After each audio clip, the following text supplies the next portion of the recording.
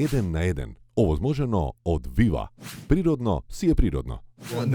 Нема перфектен човек, тоа знаеме. Никој не е перфектен од нас, нели, нормално ни Чолич самиот Чола не е перфектен, но би било убаво да чуеме од тебе лично што ти мислиш дека онака што би си сменил кај себе. Дали некој си мислил баш би сакал. Pa nije ima veliki problem, da li zato što sam blizanac u horoskopu i to je ta moja neodlučnost. Dakle, nikad ne znam šta bi u stvari. Ti imaš neki svoj put, ali vjerovatno mnogi od nas se često dvoume šta da urade, da li ovo, da li ono. Pa evo ja sam se sa svojom današnjom ženom zabavljao 11 godina, a nisam mogao da se odlučim da li da se ženim ili ne.